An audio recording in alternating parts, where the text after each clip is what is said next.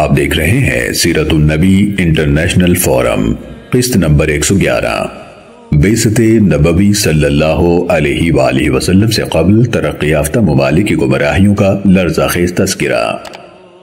مزید آگے بڑھنے سے قبل ہمارے چینل کو سبسکرائب کر لیجئے اور بیل آئیکن کو ہلکا سا چھو دیجئے تاکہ آپ کو آنے والی ہماری ہر نئی ویڈیو کی اطلاع مل سکے۔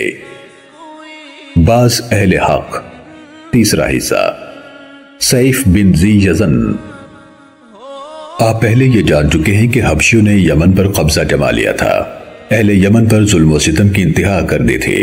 سیف بن ذی یزن نے کسرا سے امداد طلب کی، یمن پر چڑھائی کی، حبشیوں کو شکست دی اور اپنے اہل وطن کو ان کے غلامی کی ذلت اور اذیت رسانی سے نجات دلائی۔ یہ واقعہ حضور نبی کریم صلی اللہ علیہ وآلہ وسلم کی ولادت باسعادت کے بعد یوں رونما ہوا۔ جزیرہ عرب کے گوشے گوشے سے وفود سیف بن ذی یزن کو مبارکباد دینے کے لیے آئے۔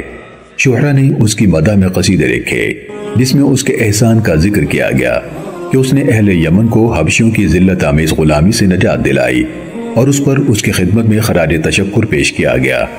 ان وفود میں ایک وفد مکہ کے قریش کا بھی تھا۔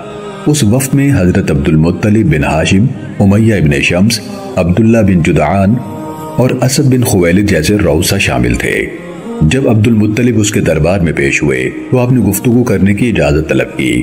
سیف نے کہا، اگر تمہیں دربار شاہی میں لب کشائی کے آداب کا علم ہے تو ہم تمہیں گفتگو کی اجازت دیتے ہیں۔ جناب حضرت عبد المطلب نے اس فصاحت و بلاغت سے اپنا مدعا پیش کیا کہ بادشاہ سراپا حیرت بن کر رہ گیا اور انہیں کہا کہ آپ اپنا تعارف کروائیے۔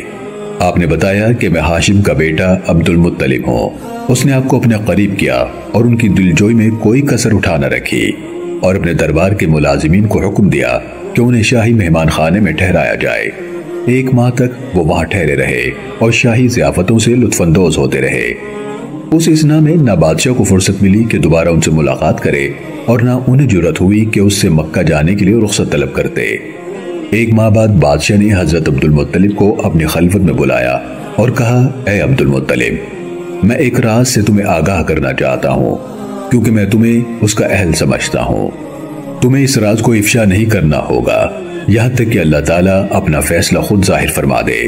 میں نے اپنی کتاب میں پڑھا ہے جو ہمارے پاس ایک سر مکتوم یعنی راز نہاں ہے۔ ہم اپنے علاوہ کسی کو اس کے مطالعے کی اجازت نہیں دیتے۔ حضرت عبد المطلب نے کہا کہ اے بادشاہ، خدا تمہیں سلامت رکھے، مجھے بتائیے کہ وہ راز کیا ہے۔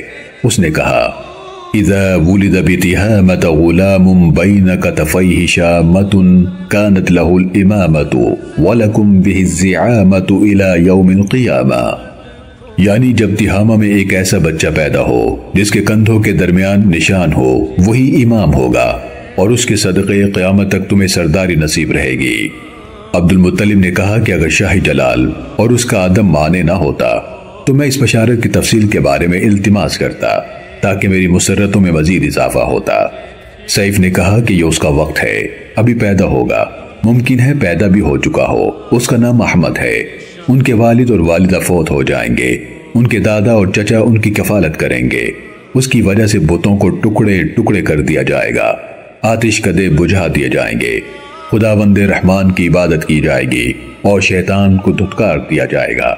ہم اس کے مددگار ہوں گے، اس کے دوستوں کی فتح کا ہم باعث بنیں گے، اس کے دشمنوں کو ذلیل و رسوا کریں گے۔ حضرت عبد المطلب نے مزید وضاحت چاہی تو ابن ذی یزن نے صاف کہہ دیا کہ اے عبد المطلب، تم ان کے دادا ہو۔ یہ سنتے ہی عبد المطلب سجدے میں گر گئے۔ بادشاہ نے انہیں کہا کہ سر اٹھائیے اور مجھے بتائیے کہ جو علامات میں نے آپ کو بتائی ہیں کیا ان میں سے آپ نے کچھ مشاہدہ کیا ہے؟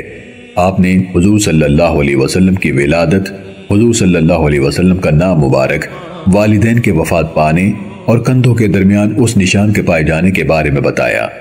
ابن ذی یزن نے انہیں ہدایت کی کہ اس امر سے کسی کو آگاہ نہ کریں، مبادہ حسد کے جذبات آپ کے دوسرے ساتھیوں کے سینوں میں بھڑک جائیں۔ نیز یہودیوں سے حضور صلی اللہ علیہ وسلم کو محفوظ رکھنے کی خصوصی تاکید کی اور بتایا کہ یہود حضور صلی اللہ علیہ وآلہ وسلم کے بدترین دشمن ہوں گے۔ اس کے بعد قریش کے قافلے کے تمام ارکان کو شرف بازیابی بخشا اور ان کو انعامات سے مالا مال کر دیا۔ حضرت عبد المطلب کو دوسروں سے 10 گنا زیادہ عطیات سے نوازا۔ سیرت النبی صلی اللہ علیہ وآلہ وسلم کی یہ قسط دیکھنے کا شکریہ، اسے دوسروں تک پہنچا کر صدقہ جاریہ کا حصہ بنیے۔ کسی بھی قسم کی غلطی پر اب اپنے رب کے حضور معافی کے طلبکار ہیں، اپنی اصلاح کے لیے شکر گزار ہوں گے اور آپ کی پرخلوص دعاؤں کے طلبکار ہوں گے۔ جزاکم اللہ خیرا کثیرا۔ مزید آگے جاننے کے لیے دیکھتے رہیے سیرت النبی انٹرنیشنل فورم۔